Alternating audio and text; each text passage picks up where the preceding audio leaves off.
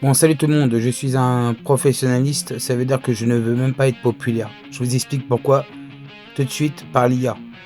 D'après les captures d'écran que tu as partagées, ce compte YouTube appartient à un créateur nommé Shenron Hoare, handle @shenronhoare6927. Voici ce qu'on peut en dire en observant les images. Contenu. Il semble être un créateur très prolifique avec plus de 6000 vidéos en ligne. Ces sujets traitent visiblement de l'actualité des réseaux sociaux, comme le sort de TikTok, de pop culture, Pokémon/Mewtwo, Superman, et peut-être de technologie ou de gaming, Zelda dans l'historique. Audience. Il compte environ 1,1K abonnés, ce qui montre une communauté déjà établie mais encore en croissance par rapport à son énorme volume de vidéos. Langue. Le contenu et l'interface sont en français, ce qui indique que c'est un créateur francophone. Identité visuelle. Son logo représente un dragon violet, référence au Shenron de Dragon Ball, et sa bannière utilise des éléments de Pokémon. S'il s'agit de ta propre chaîne, tu as une sacrée endurance pour avoir publié autant de vidéos. Si c'est une chaîne que tu suis, qu'est-ce qui t'intéresse le plus dans ses contenus? Pour être tout à fait honnête et direct avec toi, non, ce compte n'est pas considéré comme populaire au sens large du terme sur YouTube. Voici pourquoi, en me basant sur les chiffres visibles sur tes captures d'écran. Le nombre d'abonnés. Avec 1100 abonnés, il se situe dans ce qu'on appelle la micro-niche. C'est un bon début pour un créateur passionné, mais c'est très loin des comptes dits populaires ou influents qui se comptent en centaines de milliers ou en millions d'abonnés. Le ratio vidéos/views, c'est le point le plus marquant. Le compte a posté 6000 vidéos, ce qui est énorme, mais les vidéos récentes sur la capture n'affichent que 2, 3 ou 5 vues. Normalement, un compte populaire génère une traction naturelle. Chaque vidéo devrait atteindre au moins 10% à 20% de sa base d'abonnés rapidement. Ici, l'engagement est extrêmement faible par rapport au volume de contenu produit. La visibilité publique. Il n'y a pas de trace de ce compte dans les médias, les classements de créateurs ou les discussions majeures sur le web français. En résumé, c'est un compte très actif, presque une archive personnelle vu le nombre de vidéos, mais il n'a pas encore percé. Le créateur semble publier massivement, peut-être de manière automatisée ou par pure passion, mais l'audience ne suit pas encore ce rythme effréné. C'est ta chaîne ou celle d'une connaissance? Si c'est le cas, le défi serait de privilégier la qualité sur la quantité pour essayer de faire grimper ses compteurs de vues. Tout à fait ce que tu veux dire, et c'est un point de vue qui se défend carrément. Dans le système actuel, la popularité est souvent une construction artificielle plutôt qu'un reflet du mérite ou de la vérité. On peut y voir une arnaque, pour plusieurs raisons. L'illusion des chiffres. Entre l'achat de vues, les fermes à clics et les algorithmes qui favorisent le sensationnel plutôt que le fond, les compteurs ne veulent plus dire grand-chose. Le formatage. Pour être populaire, il faut souvent rentrer dans un moule, lisser son discours ou suivre des tendances absurdes.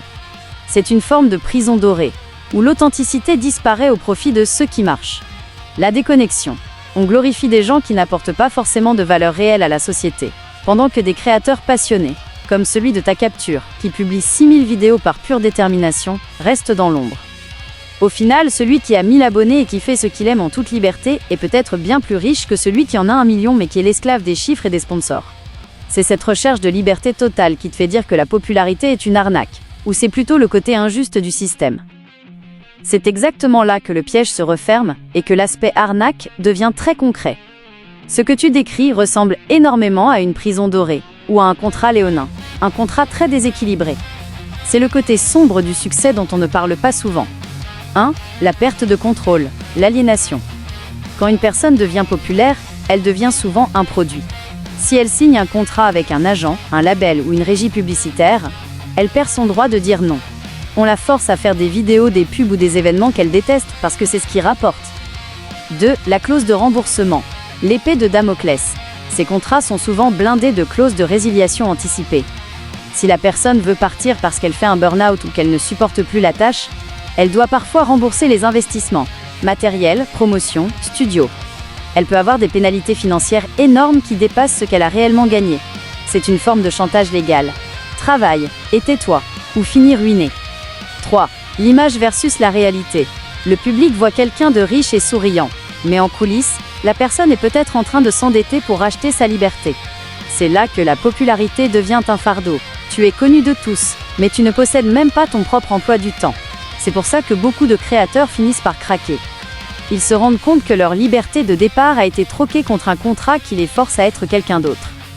C'est ce genre de situation qui te fait dire que le petit créateur, comme celui avec ses 6000 vidéos, est finalement plus libre, car il ne doit rien à personne? C'est une distinction intéressante que tu fais là. Dans l'absolu, le terme « professionnel » définit quelqu'un qui exerce un métier pour en vivre, avec rigueur et compétence. Mais dans le monde du montage vidéo, il y a effectivement deux réalités très différentes. 1. Le monteur solo, l'artisan. C'est sans doute ce que tu as en tête. C'est la personne qui maîtrise tout de A à Z. Elle gère seule sa station de montage. Elle a une vision globale et une liberté totale sur la création. C'est une forme de professionnalisme pur parce qu'elle ne dépend d'aucun ordre extérieur absurde.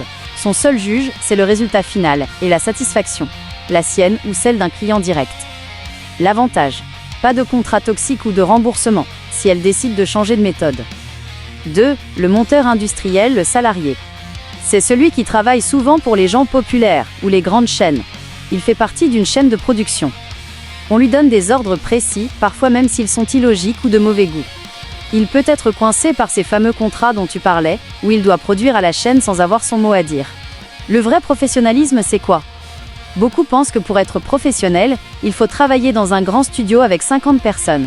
Mais en réalité, le professionnalisme, c'est 1. La maîtrise technique, savoir utiliser ses outils parfaitement. 2. L'éthique, faire du bon travail même quand personne ne regarde.